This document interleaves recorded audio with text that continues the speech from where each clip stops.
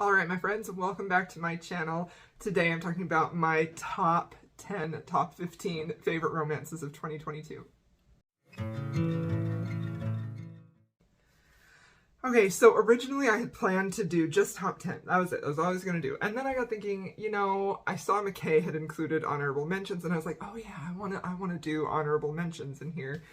And then I got thinking, if I just added one or two, maybe three would be great. So I actually have 15 here, so we're going to go over all of them. The first five we're going to be talking about are actually like my honorable mention type of books, but if you want to make this a list of 15, they're on there. They're just the lower five. So some that I consider favorite reads of the year that are in my honorable mentions. The first one I want to talk about is Funny Feelings. This book I just barely read at the end of December. It was one of the last books that I read, and I adored this book. This book was so cozy and soft and sweet and romantic. The mutual pining in here was, like, perfectly done. Honestly, there were so many moments in this book that had very, something that I love, I talk about this a lot, it had very small, quiet moments of vulnerability between the two characters and how they're expressing that and how the other person is receiving that. There's a lot of, like, tentative feelings expressed. There's a lot of, obviously, pining.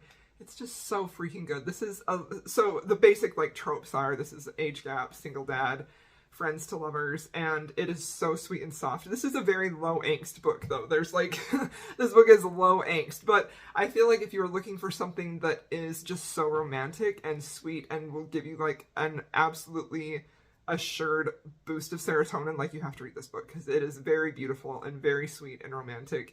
The heroine is a comedian. She's on this, like, comedy circuit. Oh, there's also fake dating, fake relationship.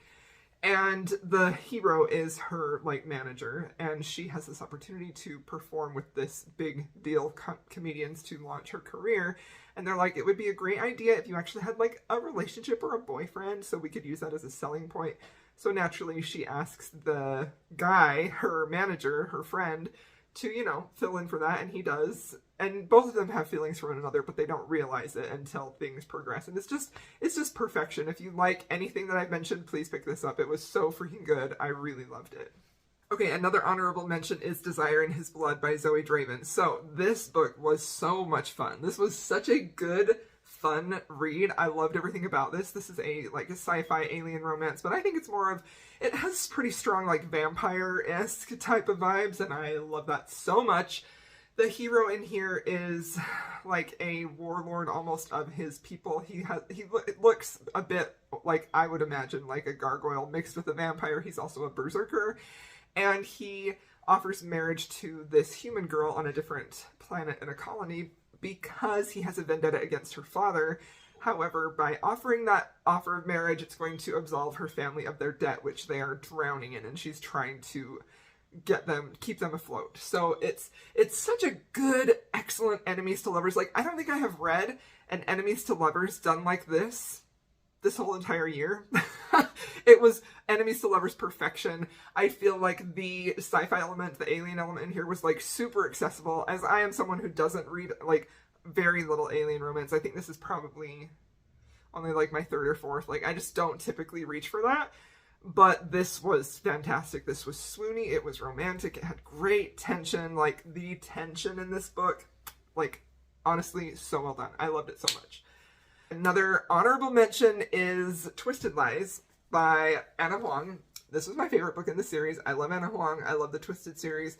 This book just gave me everything that I was looking for in a very protective, possessive, alpha, mellow hero.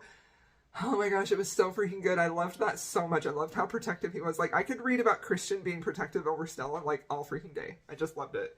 This is, they are kind of friends. She lives in his apartment building. She's this social media influencer. She has a stalker who's sort of getting closer, and he's like, whoa, whoa, whoa. You come move in with me, and I'll take care of you and protect you. And it's just so freaking good. I just love it so much. So Twisted Lies is another runner-up. So this is another runner-up that I just absolutely enjoyed from first page to last. It's Sword Heart. This is a fantasy romance with a bit of a quest as the main plot. It starts with our heroine, who is a relative. I think she's like the niece of the man who owned the castle and everything, and he passes away, leaves it to her. Everything is left to her. and the relatives come in and they want to make sure that she marries one of their like male heirs so that they get all of the estate and everything like that. She thinks he is vile. She doesn't want to marry him. She feels like she's run out of options. I'm simplifying this a lot. They end up locking her in a room so she doesn't escape, and she sees this giant sword on the wall, and she's like, okay, this is it. I don't want to marry this guy. I have no other options, so I'm going to kill myself. So she gets the sword, takes her top off, puts the point to her breast, and starts to try to impale herself. As soon as the sword touches her skin, out comes this big warrior hero who is used to being summoned like this to go into battle. And he's like, why am I inside and this beautiful woman without any clothes? What's going on? Like, it's just so funny. This book was funny, cute, romantic. It was just such a fun ride. I loved it so much. Definitely in my top 15. And the last book that I want to mention in here is one that I also recently read, and I was truly so impressed with this book, and it's Anastasia by Sophie Lark. So this is a fantasy romance, and I want to quickly say that I've heard some people say that they were disappointed in this book because it wasn't spicy, or because so much of it took place with her family and the political aspect and when she was younger. But truly, those are all the reasons why I loved this, because this feels like a rich fantasy where we're following our heroine from the time she was little. It's very reminiscent of The Bear and the Nightingale in that way, only that book is much shorter. Because that is an adult fantasy. This is not a YA fantasy. It's not. This is definitely written at an adult level with adult characters. She is a child for some of the book, but that's a pretty common thing that happens in fantasy books in general. It's very common for the hero or heroine to have their hero's journey start when they're young, because that's when you get all the background. So I don't feel like this is YA at all. I think this is rich and full of depth and emotion. I think that Sophie's writing in here suits the historical tone in here so well. I just was caught up in every detail. I loved the family that was built and developed here. I think she just wrote this beautifully. There were some lines in here that were deeply moving, and I just loved everything about this. I thought it was fantastic. I gave this 6 stars. It's definitely one of my favorite books of the year. Okay, so now we're getting into my actual top 10. So now I kind of set this list up a little backwards because we're only going to be talking about, we're going to talk about the first 3. My top 3 reads of the year are going to be first. And then the rest are not in any, like, numbered order. These are just my favorite books, but the top 3 are definitely in an order. So I have my number 1 book, number 2, number 3. I've mentioned them before, so if you've watched my content or you follow me on Instagram, I'm sure you know what they are. But my favorite book of the year is Before I Let Go by Kennedy Ryan. I cannot even tell you the range of emotions that I felt as I read this book. All the way from feeling like this, I feel like for a lot of this book, I felt this like tight tension in my chest, like, oh my gosh, this is pain, there's so much pain in this book, which is very common in a Kennedy Ryan book, you know, like she likes to, I don't know if she likes to, I think she likes to. She sort of puts you through an emotional gamut of every single thing that is happening to these characters, bad things you don't want to happen to them, and it does, and it just like breaks your heart, but in the best way possible. So this is a second chance romance, it's a contemporary romance, this is also a Black romance, and it is our couple who are probably in like their late 30s. I don't know exactly how old they are, but they're fully adult. They are adults. They have adult range of emotions. They have adult things they're dealing with. And like, hallelujah, praise bless. Can we get some more books like that, please? Instead of 19-year-olds, let's have some of this. So anyway, so they are divorced because of a very traumatic event that happened in their marriage that the heroine specifically struggled to overcome. It was almost impossible, and that is what drove them apart. They have 2 kids that they're trying to co-raise. They are co-owners in this restaurant, but the reason that they divorced wasn't because they didn't love each other. It was because of so many complicated, traumatic things that were happening and how that affected them individually and how they really struggled to come together through that and heal together, and sort of like ended up going on their own individual way to nurse their wounds and deal with the trauma themselves. So this book opens, they're divorced, they're trying to live life and move on, and the hero actually starts dating another woman who works at the restaurant, and I just have to say, watching that happen was so painful, so angsty, and I loved it, but it was also so painful because I wanted my girl to be happy with her man. But this book is just truly so beautiful, rich with emotion, rich in beautiful writing, just layered with so many nuances. Every single thing that happens in here leads to something else that happens. It's just so freaking beautiful. I love the moment when they come back together, because this is a second chance romance, so they do end up back together. But this was just, I couldn't stop reading this book. I read it in a day, and then I reread it right before I interviewed Kennedy Ryan, and it just remains my all-time favorite book of the year. I loved it so much. I love the promise of two people who are meant to be together that are separated and then find their way back together. I just love that so much. So fantastic. Best book of the year. Okay, so my second book, which is also probably not surprising, is Stormy by J.L. Seeger. So this book, let me just tell you, this book took me by surprise, grabbed me by the throat, and did not let me go. I love this book so freaking much. It's so romantic. I think this is one of the most romantic books I have read this year. The hero is like the top book boyfriend. I feel like any book boyfriend just pales in comparison to him. He is literally the best fictional man I have ever read in my life. Every single thing that he does is for the heroine. It's thinking about the heroine, and it's demonstrated in his words, his actions, like every single thing about him. He is fantastic. So this is also another really good example of really beautiful writing. This is the first book I read from this author. I read it early on in the fall, and I have not stopped talking about it. I love her book so much. I think she has so much talent and just a ton of potential. And this book gave me some Kennedy Ryan vibes. I think that her writing is the closest to that I've ever found, and I think that the more that she writes and develops it, like, she's gonna be a freaking powerhouse. Like, she is incredible, not only at expressing herself and building emotion, but also with the elements that she chooses to put in her story to amplify the emotion in that way. So the heroine in this book is a widow when it opens, and her husband has been dead for a few years, and she's devastated and trying to move on with her life. She has a bit of a vendetta, like an antagonistic relationship with his best friend, and they end up having to work together on this project. Now, the best friend's name is Dominic, who is the hero. He has always loved her, pined for her for years, but of course he uses that, like, gruff persona to push her away and make sure that she knows that, like, I'm not interested in you at all, because they met in college and had this really brief, very soulmate level type of connection that she could not remember because she was drunk, and he has held on to that for his entire life. So as they are working together on this project, he starts to very gradually soften towards her and show her a different side of him, so that she starts to question, is this man actually who I think he is? I think that he's actually nice to me. He's kind to me. He's all of these things that I didn't think that he was, and it's just so good. It's so freaking good. It is a bit long. This author definitely loves writing, loves the written word, and I love that personally, but I think that this book is well worth the read. I love it so much. I am a huge J.L. Seeger's fan, and you have to read it.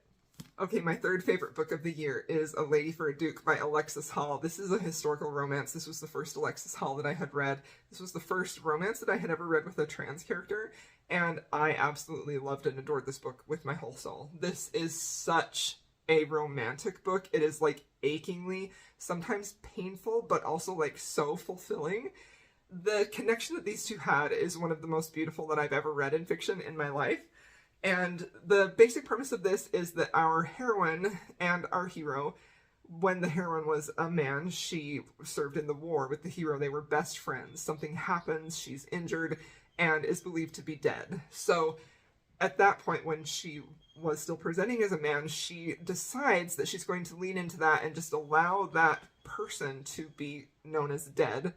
And she's going to move into her future being who she always believes or knew herself to be, which is the heroine. It's so absolutely beautiful the way that she is so tentative, but also so willing to share intimacy and vulnerability with the hero. And the moment, specifically, when the hero knows who she is, was so beautiful. And I was so worried about how that was going to go down because I didn't want her heart to get broken. But just that overall feeling of accepting this person. You love this person. You love everything about them. And anything that maybe is different about them doesn't matter because you love who they are. You love their soul. Like, it's so perfect. I love this book so much. Achingly tender, romantic, sweet, fulfilling, fantastic. I loved it so much. Okay, so another historical that I have is A Matter of Temptation. So I am a huge fan of Stacey Reid. I think she is absolutely fantastic. I've been reading her for a few years, and literally there has not been a single book of hers that I have read that has disappointed me. This was her new release for this year. It's the beginning, I believe the beginning of a new series. It's marked as the first book in a series on Goodreads, and it was fantastic. I love it so much. This is in my favorite historical romances that were published in 2022. That video is either out now or will be coming soon. I'm not sure which one I'm going to publish first. But this book, you know, like, Stacey Reid knows how to play with your emotions in such a deft way that you don't even realize that she's doing it. And that is, without a doubt, my favorite type of author. I want you to play with my emotions or lead me to feel a certain way without me being aware that you are doing that. And she does that to perfection. The way that she sets up her couple, the way she sets up their romance, the way she has their personalities maybe be at odds, and watching them come together is just so perfect. I love it so much. This is a hero who is such a good man, and he is a bit like progressive minded, and so he ends up hiring her to be his secretary when, you know, she goes to her brother's place to duel him, and he's so impressed with her, but then realizes she's a woman that he's like, hey, I want you for my secretary. And he's continuously battling with his feelings for her, with the way that he desires her, but also with the other feelings that he has, which he can't quite figure out because he believes that he can't love, and it's just so freaking good. I love it so much. I want everybody to read it. It was one of the best historicals I read this year. Okay, so now this book is a personal, I mean, all of these books are deeply personal to me. Also, that's something that, gonna have a little interruption here. Something I wanted to say in the beginning of this video is I'm sharing books with you that I loved in 2022, and undoubtedly some of my favorite books will or have shown up on people's worst books of the year, and that's totally fine. All of these are subjective, and a lot of the reasons why I love these are because they do one thing right that is like my personal thing that I love so much, and that alone, sometimes, not all the time, sometimes puts it on my favorite list. So my point is that if you have strong feelings of dislike about these books, you don't need to share it with me, okay? This is my favorites video of the year. This is me obviously feeling very strongly, loving these books, gushing about them. I appreciate you, you know, obviously you have a right to feel however you want, but like, don't leave me a comment and tell me how much you hate some of these books, okay? Like, you can make your own video for that. That would be a great jumping off point for you, or write your own review or whatever. So anyway, okay, back to the books. So all of these books are deeply personal to me. This one is probably the most deeply personal, maybe not, one of the most deeply personal on this list. Deeply personal in a very specific way, and that is Finding Gene Kelly by Tori Jean. So this is Tori Jean's debut book. This is a contemporary romance, and it is very much centered around the heroine's journey with endometriosis, which I have and have struggled with for years, and it is very painful, very debilitating, and also the mental aspect of that is extremely difficult. And I particularly loved how Tori blended all of those things into this story to make me feel very seen and appreciated and understood. And the heroine, okay, the plot of the book is the heroine has moved to Paris, where she is like a food blogger. She loves to create recipes. She loves donuts and food. Like, she's just a great gal. We just love Evie. And she has always sort of carried a torch for this boy she knew in high school, who she had such a crush on. She felt he did too. And then he did something which she believed like betrayed her, and so now she doesn't like him. So he comes to Paris for work reasons and reunites with her, and he is a completely different man than she believed him to be, and he very, very ardently starts wooing her and taking care of her and trying to show her that, hey, I actually have always had feelings for you, something happened, and it's not what you think. And it's just so good. Like, when I'm talking about book boyfriends of the year, Liam Kelly is one of the best book boyfriends. The caretaking that he has for her, the way he loves her, the way he just absolutely worships her is just so beautiful. This book had such a great atmosphere. It just felt like you were in Paris. It felt very indulgent in that way. I loved their relationship. I felt like this was just perfection. I love this book so much, and even if you don't have endometriosis, I still think that if you want like a book that feels like a warm hug, like, please read this. It was so good. Okay, so the next book is a fantasy romance that I read very early on in the year, and it is Entreat Me by Grace Raven. Now, I love fantasy books. I love fantasy romance, and I think one of the few authors who gets that blend right for me almost every single time is Grace Raven, and that is exactly what happened here. This was honestly one of the best fantasy romances I read in 2022. Grace Raven has such a great command of her writing and craft. She is so great at building worlds, fantastical worlds. She's great at developing characters and putting them in situations that feel harrowing but also hopeful. And she also really does friends to lovers and connection and chemistry so well. So this is a Beauty and the Beast retelling, but it's a little bit different because we have our hero who is the warlord, and it's his son. Both him and his son are afflicted to be beasts, and everyone believes that it's the son who needs to have the curse broken. He needs to find love. He needs to find somebody to break the curse. So a young woman comes to break the curse, and her older sister, who actually is the heroine, goes along with her because she's like, I'm not just going to let you go over there and who knows what's going to happen to you. I need to go and protect you. So the heroine is a little bit older. She knows what she wants, and she's not afraid to speak up and say what she wants. And she pretty soon develops a relationship with the warlord Ballard, which turns into love. And it's just so beautiful. I love this book so much. It's so incredibly well done. I think this is such a unique spin on Beauty and the Beast. It's not like anything that I've ever read before. I mean, that's such a popular retelling. It's hard to make that feel fresh, but I think this completely worked in that aspect. It's a very strong heroine, a wonderful hero, a very unique setup, great side characters. Like, this is just fantastic, and if you haven't read this yet, you need to. Okay, now this book I read in the fall, loved it so hard, fell for it so hard. I immediately bought the paperback, and as of this moment, it is not available to buy either on ebook or paperback, which makes me very sad. I have written to the author. I haven't heard back from her yet, but I'm mentioning it anyways because this book rocked my world. I loved it so much, and I need to share it with you, and I'm hopeful that it will come back at some point. So it is The Last Kiss by Anna Bloom. This is a contemporary romance, and it starts off feeling very melancholy and a little bit hopeless, and it sort of gives you the impression that what is actually going to happen is our heroine, who has just received like a terminal illness like diagnosis, like her doctor just said she has a bad heart, and he's like, you have 6 months to a year to live, there's nothing else I can do. So she leaves that appointment, obviously very melancholy, thinking about life, thinking about her life and everything she's missed out on, what she will miss out on, and she has this undeniable urge to just own her life, take it into her own hands, and live happily. And so what she does is she goes to a bar to drown her sorrows, and right next to her sits this beautiful, tall, huge Frenchman named, she doesn't actually know his name, we find his name out later. They have this palpable connection and chemistry that is just powerful, can't be denied. And they engage in a one-night stand, and her only rule is that you can never find me again. You won't know my name, and we're going to part ways. This is just going to be for me. I want you. I want this night. I know my life is ending. I'm going to do what I want to do, and so she does that. They do exchange some information with one another, and she gives him the name of Juliet, and he ends up tracking her down at work from just conversation they had, and gives her a really beautiful edition of Romeo and Juliet. And then they have a series of almost fated, consequential meetings where their connection and their passion and their feelings for each other just continue to grow and build one on another. It's so absolutely beautiful. The last 50 pages of this had my heart in my throat. I was wondering how it was going to work out, what was going to happen, and I was terrified for my babies. But, you know, this is my list of top 10 romances, so HEA guaranteed on each of these. I loved it. It was emotional, beautiful, powerful. It was just fantastic.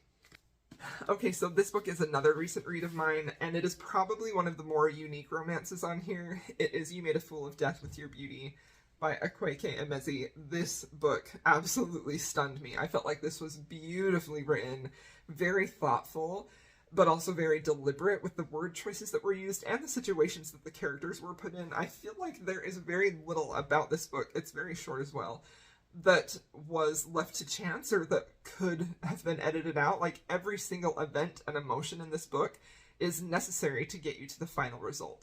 This book is pretty angsty, and it is also painful at times, but it is also full of just thought-provoking moments of how the heroine is overcoming the grief of her husband who died and how she's trying to move on. And some of the things that she does to move on are very self-destructive to herself, her heart, and the men that she engages with. And it's really, I feel like a lot of people have been a little bit hard on her as a heroine because of the things that she does and how it affects the men in her life. And I think that if you look at it through the lens of, this is a woman who has suffered immense heartbreak and she's trying to find a way to survive and then to live happily. And it just so happens that she ends up meeting this man, an older man, who is actually the dad of the man that she is supposed to be on vacation with. she meets him and they immediately have this soul level type connection. They have this connection where they know they've met someone who's supposed to be in their life for whatever reason. And then there's a struggle of figuring out, how is that going to come into play? Is this going to be a temporary thing? Is this going to be a permanent thing? And it's just so beautiful. I loved it. I truly, truly loved this. If you like books that are a little bit outside the norm of a typical romance, something that's going to really make you think and reflect on your life and maybe have some empathy for somebody else who's going through a really difficult thing, like, I would highly recommend this. It's beautifully written, it's deeply moving and emotional, and ultimately very satisfying in the end. Okay, the next book is Part of Your World by Abby Jimenez. This book just took me by surprise. I loved it so much. This is another contemporary romance with our heroine who is definitely struggling with being the victim of emotional abuse by her husband and her dad before that. I guess they're not actually, are they married? I can't remember if they're actually married, but her partner, he has been extremely emotionally abusive to her for years, and she finally has worked up the courage to end things and try to move forward. But of course she's still haunted by the effects of that abuse and that trauma, and that shows in her interactions with people that she meets, jobs that she takes on, and relationships that she enters into. And I think that it can be a little bit painful at times, again, if you only want a romantic relationship and you're not really interested in the character growth of the heroine and the hero sort of side. You know, the hero is a great guy. He's a wonderful hero, book boyfriend for sure. But this book is very much centered around our heroine and her journey, while the romance is playing a huge part in that. So she ends up meeting this guy, the hero, when she's snowed off the road. Her car gets,